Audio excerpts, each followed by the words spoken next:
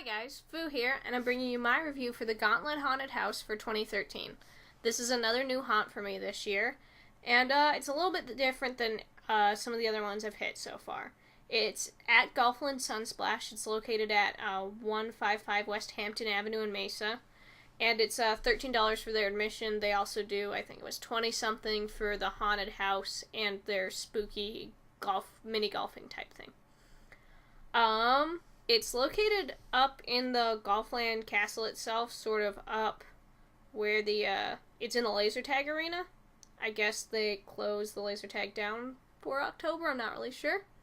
I'm gonna assume so, unless they do really awesome haunted house / laser tag for the rest of the day. That would be cool. Anyway, this had sort of a really long line to get the tickets themselves, but then waiting for the haunted house wasn't that bad. Although the line to get tickets was not really well marked. I didn't know we had to wait by where you wait to get mini golfing stuff. Like, there weren't any signs for that. But then once we got out of the line and back in to go to the haunt itself, then there were signs. So, I don't know. More direction on that would have been nice, because I was just sort of waiting in line hoping that the guy at the window could tell me where to go to wait in another line. But it was the right line to begin with. So it's located up in the laser tag. They take you through the back of sort of where they keep, I guess, all the old arcade machines, which was interesting from a I'm a giant nerd point of view, but kind of weird from the we're going to a haunted house point of view. Also, they checked our tickets like 2 times, 3 times. There were several points where we got stopped to check tickets, and I was like, well, obviously we have tickets, we got up here. She just checked them down at the bottom of the stairs, and then why do you keep checking these? You know, because she checked them. I mean, I didn't just, like, wander up here amongst all these old video games. Also, why aren't you using all the cool old video game consoles to create, like, weird gamer hell sort of thing, haunted house? I don't know. There's something there. You should do something with it because you have them anyway. Okay, rant aside. You wait up in a waiting area outside the haunted house. They send you in, I guess, whatever group's in that waiting area when they're ready to send you through. Maginoni and I ended up with a group of 4 or 5 other people. And then you get into the haunted house, and they tell you the basic rules in a dark room. You know, don't touch them. They won't touch you. Don't break everything. Blah, blah, blah. The normal haunted house spiel. And then you move into the haunt itself.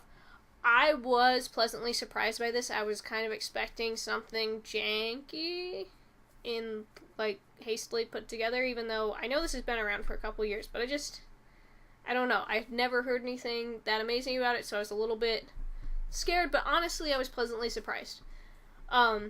They're doing some really cool things in here where the actors aren't always on level with you.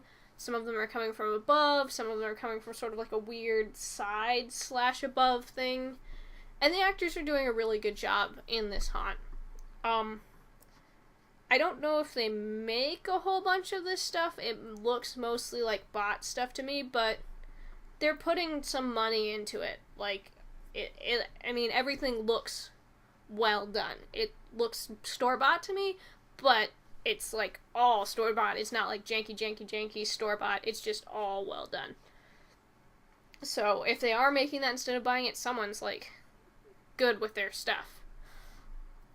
And there's some excellently worked-out timing throughout this entire maze. There are a lot of points where you come across something and something immediately happens, and it only works with that timing, and they hit it consistently.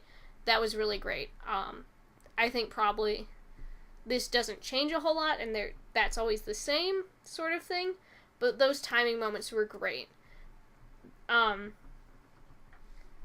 were some weird points where we had to, like, wait outside of some gray folding doors. I don't know if these are present in the sort of arena itself for laser tag, or if this is a timing device, but they sort of broke things up. They were in sort of just before a clown area, and just after a mad scientist area, so I guess they sort of made sense in a way.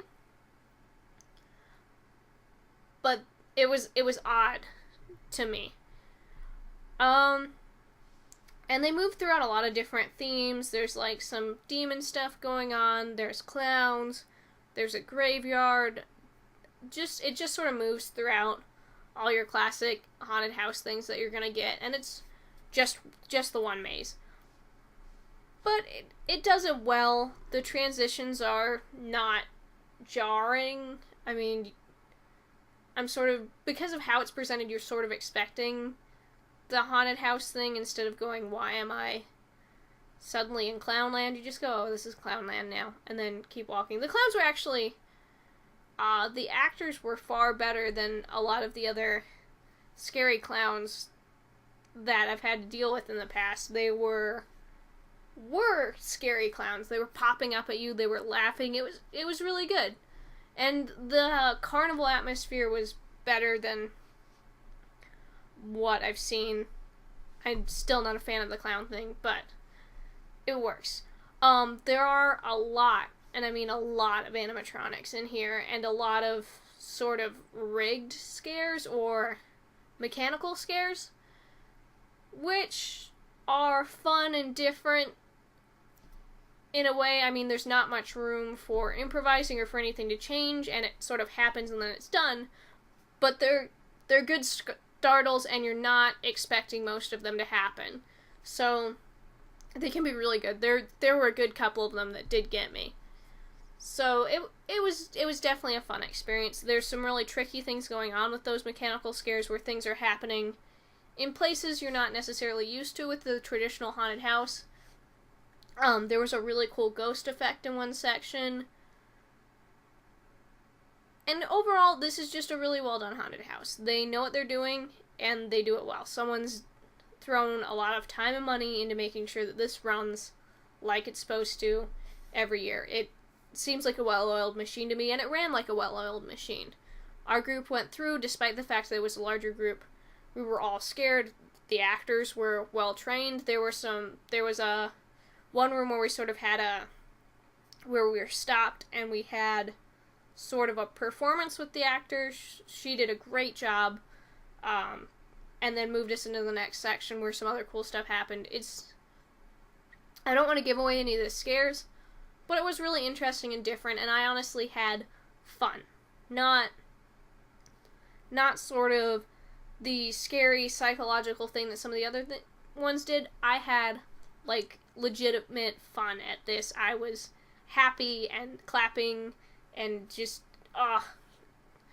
all your Halloween feels. This is all your happy Halloween feels, in that you want to be scared, I guess. I don't know, that makes me happy. The goth kid inside of me is happy with this maze. The little 14-year-old goth kid with the black and purple striped stockings who went to high school like that enjoyed this immensely. So, for something that is more on the family-friendly side, this was a fun time as an adult. I think this would be great with kids. And at a $13 price point, it's really great. Also, Golfland has iceberg shakes downstairs, so iceberg shake on your way out is really the way to go. So tell me what you think, rate the video up or down, get some comments going, and I'll see you guys next time.